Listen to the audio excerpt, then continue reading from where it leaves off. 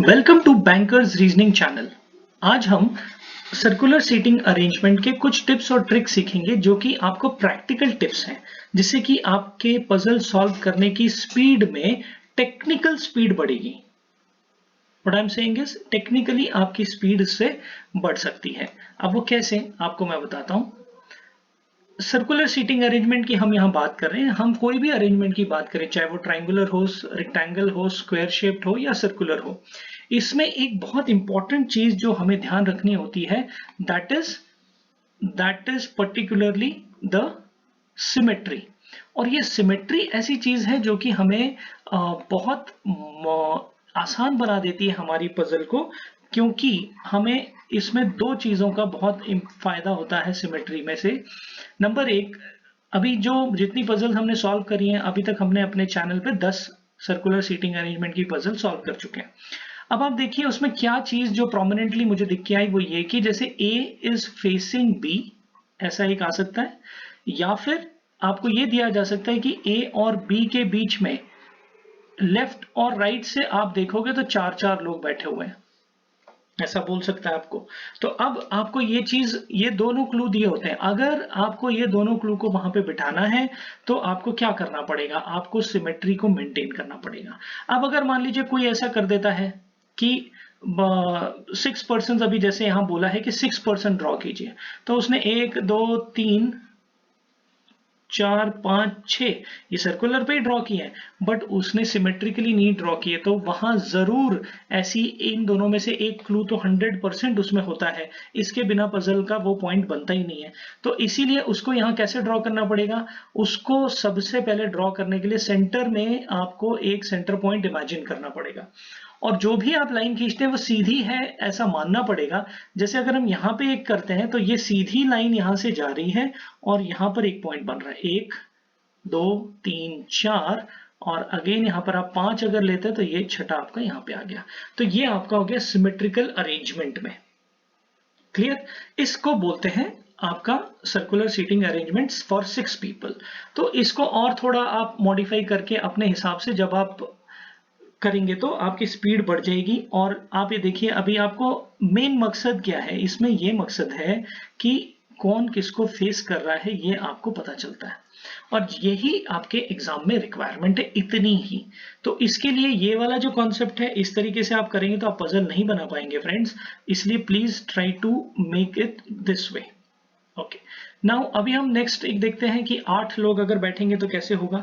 तो हमने क्या इमेजिन करना है, हमने इमेजिन करना है कि सेंटर हमारा इधर है, तो 8 बैठे हैं, तो 1 2 3 4 5 6 7 और ये 8 आ गया सिमेट्री। तो ये प्रैक्टिस आपको चाहिए, आपको ये प्रैक्टिस पेपर पे करनी पड़ेगी थोड़ी सी। सिमिलरली अगर आप 10 की बात करते हैं तो 10 में अगेन हम यहाँ पे देखेंगे तो 1 2 3 4 5 6 7 8। अब 9 10 की बात हो रही है, तो 9 10 आप कहीं पर भी ड्रॉ करें तो 9 और ये आपका 10, तो आपको ये पता होगा ये और ये सामने है। Getting my point? जैसे कि ये लाइन जो है आपकी सीधी जा रही है, ये और ये यहाँ पे सामने है, ये दोनों सामने हैं, ये सामने है, और ये आपका सामने है। इस तरीके का आपका सर्कल है। ठीक, तो ये आपको क्लियर कट पता चलेगा जब आप इस सिमेट्री को फॉलो करेंगे। तो हो गया 10% का हो गया। जब 12 का बनाते हैं तो थोड़ा और कॉशियसली हमको बनाना चाहिए ताकि हमको ये चीजें तकलीफ ना दें, क्योंकि वहां वेकेंट पोजीशन भी पूछता है कई बारी, तो हमको वो काम आता है। 4, अब अगर हम यहाँ पे बना रहे हैं देखिए, तो इसकी सीधाई इधर ही आनी चाहिए।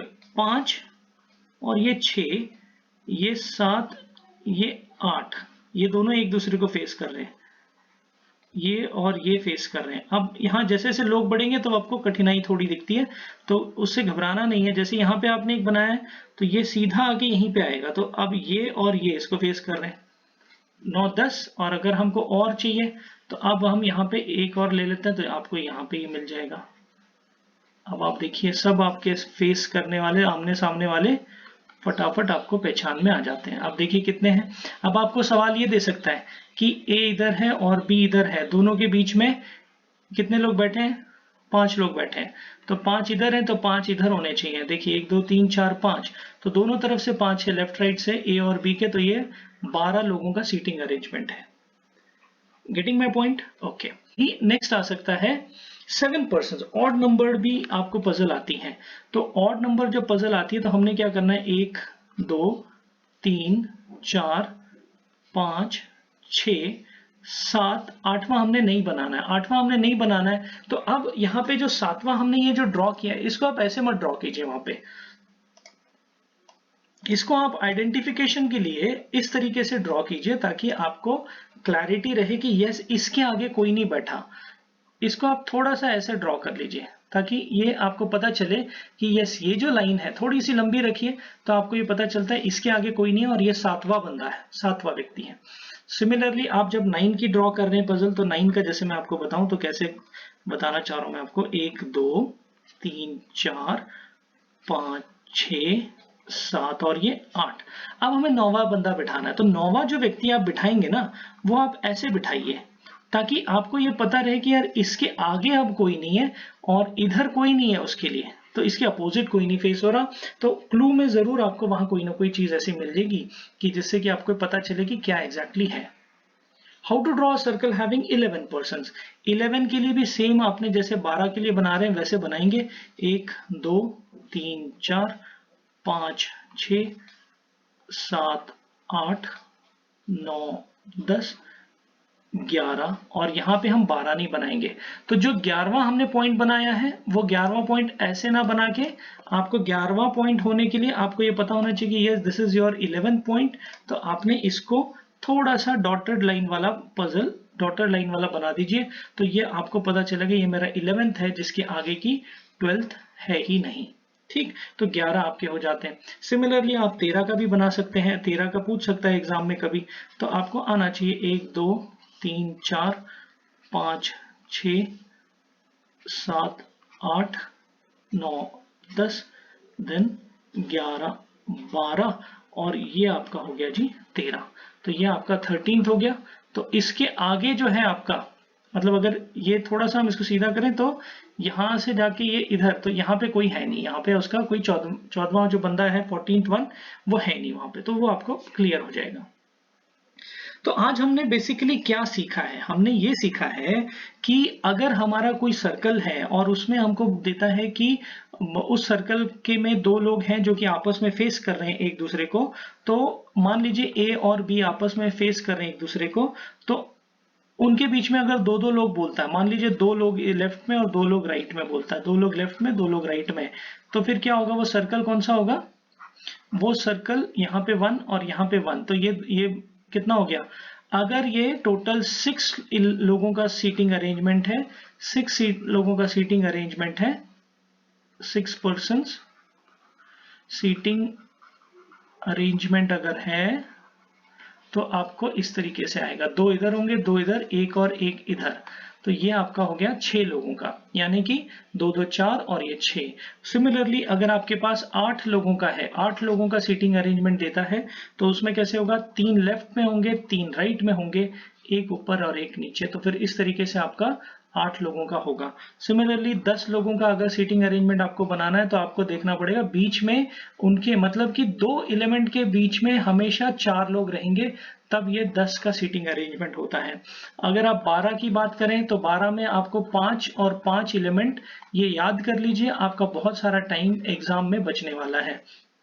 उसके बाद अगर 14 का बोलता है 14 एलिमेंट्स का, तो वहां पे 6 और 6 आपके लेफ्ट राइट में रहते हैं, और उसको आप जब जोड़ेंगे तो आप देखिए 14 6 7 14, तो 14 लोगों का सीटिंग अरेंजमेंट होता है। कई बारी अब हमको 7 का भी देता है, 7 लोगों का देता है। 7 लोगों में क्या है कि 2 एक साइड में होंगे, 3 एक साइड में और एक आपका ऐसा होगा। देन 9 होगा तो फिर आपका 3 एक साइड में होंगे, 4 एक साइड में और एक, मतलब एक साइड में 3 होंगे, एक साइड में 4 लोग होंगे, अगर 2 एलिमेंट के बीच की बात करें तो हम। और फिर अगर आपको 11 का देता है मान लीजिए, तो 11 में भी आप ऐसे करेंगे, 4 एक साइड होंगे, एक और एक बैठे होंगे, तो 5 इस तरीके से आपका सीटिंग अरेंजमेंट होगा। एलिमेंट्स की बात कर रहे हैं हम। अगर आपको 13 देता है तो 13 में भी आपको ऐसे करना पड़ेगा, 5 6 एक एक, तो एक साइड में 5 होंगे, एक साइड में कम होगा बिकॉज ये ऑड नंबर है। इवन वाले में आप देख रहे हैं कि दोनों साइड में बराबर आ रहे हैं। ये क्लू बहुत इंपॉर्टेंट है for solving any kind of seating arrangement, to know the symmetry, to draw the figure correctly, and to know how many elements are there in between two elements from left or right। ये चीज आपके लिए बहुत जरूरी थी, इसलिए मैंने ये आपके साथ शेयर करी। Thank you. This is all for today. Please subscribe for latest prelims and mains level questions. Thank you.